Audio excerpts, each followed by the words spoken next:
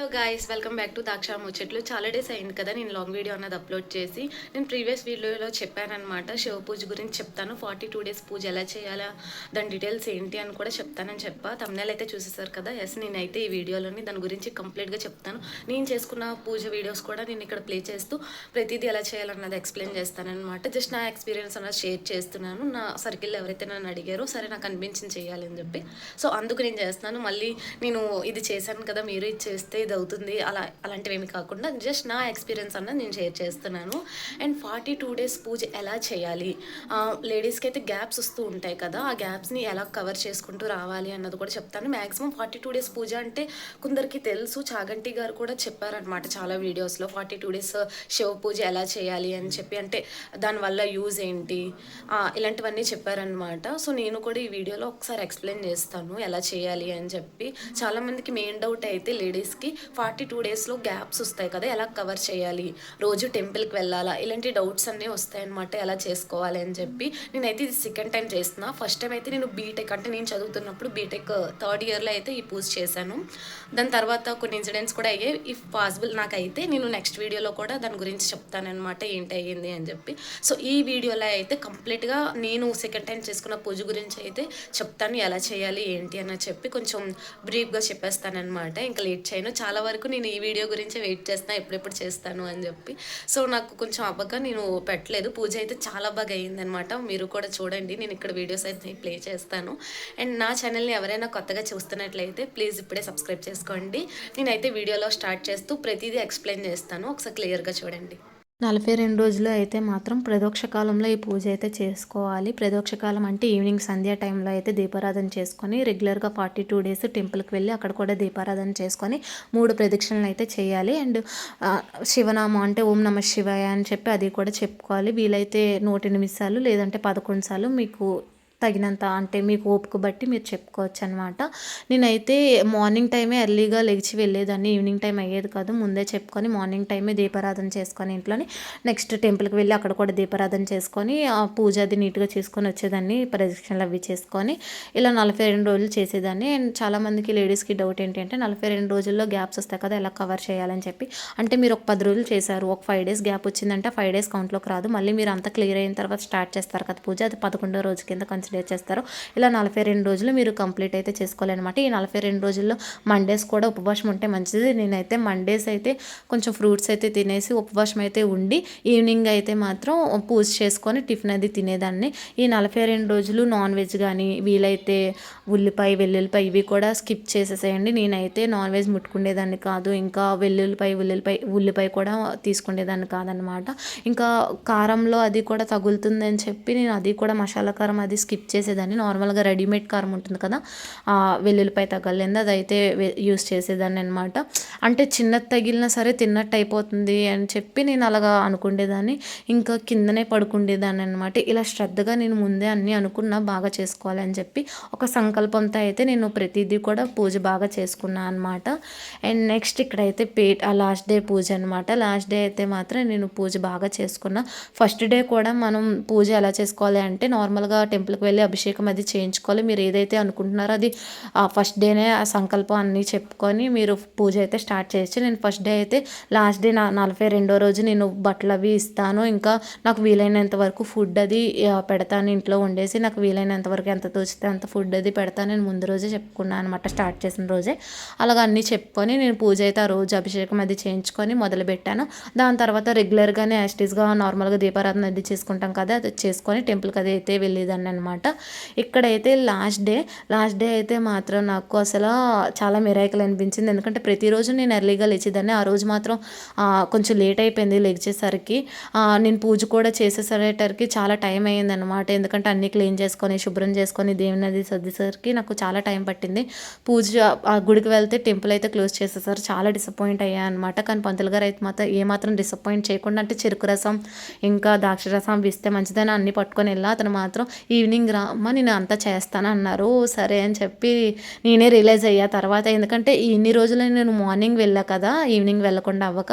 ఆ ఒక్కరోజు మాత్రం దేవుడు మాత్రం నన్ను అలాగా ప్రదోక్షకాలు అంటే ఈవినింగ్ టైం అతనే రప్పించుకున్నారేమో అని చెప్పి ఇంకా సర్లే బాగా అయ్యింది కదా అని చెప్పి నేనే రియలైజ్ అయ్యా అనమాట. తర్వాత లాస్ట్ డే అయితే మాత్రం చాలా ట్విస్ట్లు అయ్యా. అసలు పూజ స్టార్టింగ్ నుంచి ఎండింగ్ వరకు చాలా ట్విస్ట్లు అయ్యా అనమాట. హెల్త్ కూడా అంటే ఒక 3 రోజుల్లో నాకు పూజ ఉందనగా ఇంకా సెలైన్ బాటిల్స్ అవి ఎక్కించుకొని పూజ కూడా అసలు చేస్తానా లేదా కంప్లీట్ అని అనిపించింది. కానీ ఒకసారి అనుకున్నా అంటే ఖచ్చితంగా మనం కంప్లీట్ చేయాలి కాబట్టి చాలా బాగా చేసుకున్నా. ఎన్ని ఆటంకాలు వచ్చినా సరే అన్నీ తొలగించుకొని దేవుడి మీద నమ్మకంతో ముందుకు వెళ్ళా. ఇక్కడైతే బియ్యం అది తీసుకొని అన్నీ వేసుకొని ఫోటో ఫ్రేమ్కి బొట్లు అవి పెట్టుకున్నాను అనమాట.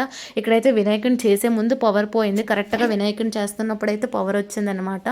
అయితే మనం ప్రతిరోజు ఏ పూజ చేసినా సరే మనం ముందే వినాయకుడిని సంకల్పంతో కొలుస్తాం కాబట్టి ముందే అతను కొలుస్తాం కాబట్టి ప్రతి పూజకి. సో నేను అలాగా దేవుడిని అయితే పసుపుతో ముందే వినాయకుడిని చేసుకున్నా. ఇక్కడ అమ్మ నేనైతే ఫోటో ఫ్రేమ్ అయితే పెట్టేసుకున్నాం అనమాట. ఇక్కడ ఇంకోటి ఏంటి అంటే వినాయకుడిని చేసుకుంటాం కదా పసుపుతో. నేను స్టార్టింగ్ పూజ అంటే మొదలుపెట్టింది అదే కదా అని చెప్పి ఆ రోజు కూడా నేను పసుపుతో వినాయకుడిని చేసుకున్నా. 42 రోజులు పసుపుతో వినాయకుడిని చేసుకున్నా కదా, అదైతే పూజ గదిలోనే అలా ఉంచాను అనమాట. అండ్ దాని తర్వాత మళ్ళీ లాస్ట్ డే కూడా కొంచెం పీఠం అది పెట్టుకుంటున్నా కదా అని చెప్పి వినాయకుడిని మళ్ళీ చేసుకున్నా.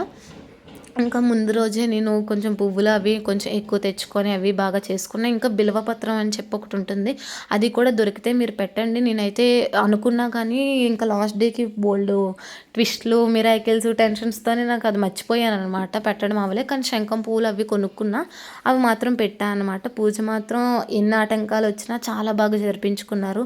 ఆ రోజైతే చెప్పాను కదా, ఆ రోజు మార్నింగ్ అవ్వకపోయినా ఈవినింగ్ చాలా బాగా అయింది.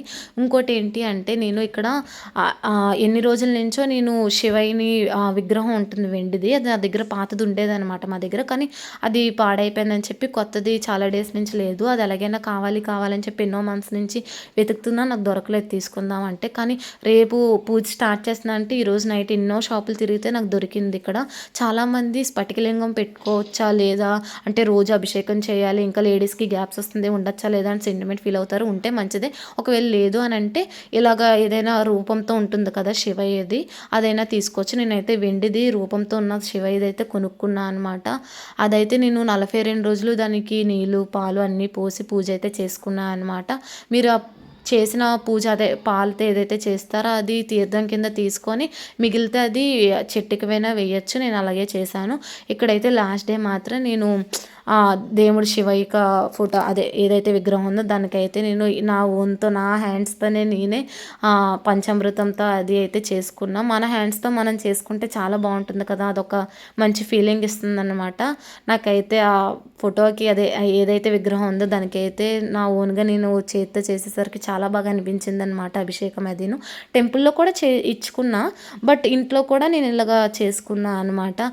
ఈ ఫోటో అంటే ఈ విగ్రహం దొరకడానికి చాలా టైం పట్టింది. కరెక్ట్గా ఆ శివయ్యే అన్ని శివుడు అంటేనే శివలీల కదా, ఇంకా దేవుడే అన్నీ తెప్పించుకున్నారనమాట. నా చేతితో చేయించుకున్నారు, ప్రతిదీ పరీక్షలు పెడుతూనే చేయించుకున్నారనమాట. ఇది పరీక్షలు పాస్ అవుతుందా లేదా అసలు చేస్తుందా లేదా అన్నట్టు అనిపించింది నాకైతే. అతను అలాగే మిరాకిల్స్ పెట్టారు. ఇక్కడైతే నేను దేవుడికి అలాగ అభిషేకం అవి చేసుకొని బాగా ఇంకా ఈవినింగ్ కూడా టెంపుల్కి అయితే వెళ్ళాం. మార్నింగ్ అవ్వలేదు కదా, చెప్తున్నా కదా నేను మార్నింగ్ అయితే ఇన్ని రోజులు మార్నింగే వెళ్ళాను, ఈవినింగ్ వెళ్ళలేదు కదా. సో ఆ దేవుడే నన్ను కనీసం ఒక లాస్ట్ డే అయినా ఈవినింగ్ నా దగ్గరికి రా ప్రదోక్షకాలంలో అతను రప్పించుకున్నారేమో అలాగా అని అనిపించింది నాకైతే. అండ్ నెక్స్ట్ ఇక్కడ ఇంకో ట్విస్ట్ ఏంటంటే నేను బట్టలు పెడతాను అన్నాను కదా, ఆ బట్టలు అయితే నేను మార్నింగ్ టెంపుల్కి వెళ్ళినప్పుడు పట్టుకొని వెళ్ళా. నేను టెంపుల్ నుంచి ఇంటికి ఈ రెండే మధ్యలో ఇంకెక్కడ ఆగలేదు. కానీ నాకు ఈవినింగ్ టెంపుల్కి వెళ్ళేసరికి ఆ బట్టలు అయితే కనిపించలేదు. అంటే నేను శివుడికి వినాయకుడికి పార్వతీదేవి అమ్మవారికి చీర అవన్నీ తీసుకున్నా, కానీ పార్వతీదేవి అమ్మవారి చీర ఉంది కానీ ఆ శివుడికి వినాయకుడికి కొన్న బట్టలు అయితే మిస్ అయ్యాయి. ఎలా మిస్ అయ్యా నాకు అర్థం కాలేదు. అదొక ట్విస్ట్. మళ్ళీ ఆ టెన్షన్లోని ఇదేంటి దేవుడు అనిపించింది అనమాట. కానీ దేవుడికి నచ్చలేదేమో, మళ్ళీ నా చేత కొనిపించుకున్నారు. మంచి ఈసారి అయితే మాత్రం నెక్స్ట్ టైం కొన్నవి మాత్రం మంచి పట్టు వస్త్రాలు పంచి కండువా అయితే తీసుకున్నా. చాలా బాగా అనిపించింది. పంతులు గారికి కూడా చాలా బాగా నచ్చింది అనమాట, బాగున్నాయని చెప్పారు. ఇంకా దేవుడు హ్యాపీ అయితే అంతకన్నా ఏముంది, పూజారు కూడా అదే పంతులు గారు కూడా బాగా హ్యాపీ అయ్యారనమాట. దానికి చాలా బాగా అనిపించింది. కానీ ఎన్నో ట్విస్టులు పెట్టినా సరే పూజ మాత్రం చాలా బాగా అయ్యింది. ఇక్కడైతే అమ్మ ప్రతిదీ చెప్తున్నారు. ఇలా చెయ్యు అలా చెయ్యి అని చెప్పి అలా అమ్మ చెప్పింది ప్రతిదీ పాటించుకుంటూ పూజ అయితే చాలా బాగా చేసుకున్నాను అనమాట. నేను ఇది సెకండ్ టైం చేసుకున్న పూజ కదా, అంటే ఫస్ట్ టైం చేసుకున్న కొన్ని ఎక్స్పీరియన్సెస్ ఉంటాయి కదా, దాంతో పోల్చుకుంటే నెక్స్ట్ టైం పూజకి కొన్ని తెలుస్తాయి కాబట్టి అన్నీ నేను తెలుసుకొని ప్రతిదీ చేసుకున్నా అనమాట. ఈవినింగ్ అయ్యేసరికి కూడా నేను బాగా చేసుకున్నా. ఇక్కడైతే పూజ అయితే కంప్లీట్ అయ్యింది. మధ్యాహ్నం అయితే నేను ఫుడ్ అయితే ఇవ్వడానికి వెళ్ళా. ఇలా పులిహార ప్రసాదం నేనే చేసుకొని ఇచ్చాను అనమాట. ఈవినింగ్ టెంపుల్లో తీసిన వీడియో అనమాట. ఈవినింగ్కి అయితే టెంపుల్లోని బాగా అయ్యింది పూజ కూడా. నా పూజ అయితే ఇలా అయ్యిందనమాట. సక్సెస్ఫుల్లీ కంప్లీట్ అయ్యింది. 42 days పూజ ఎప్పటి నుంచో వెయిట్ చేస్తుంది అయితే ఇప్పుడైతే పెట్టేసా. చాలా బాగా అయ్యిందనమాట. మీకు నా పూజ ఎలా కనిపించిందో కామెంట్ చేయండి. చెప్పడం మర్చిపోయా, నేను ఇద్దరికైతే ఇక పూజ అయిన తర్వాత దంపతులకి భోజనం పెడతానని ముందే అనుకున్నాను అనమాట. ఈవినింగ్ అయితే నా పూజ అంతా అయ్యాక ఇద్దరు దంపతులకి భోజనం పెట్టా. వాళ్ళు తిన్న తర్వాత అయితే ఫైనల్గా నా ఉపవాసాన్ని చెల్లించి నా పూజ అయితే కంప్లీట్ చేశాను అనమాట.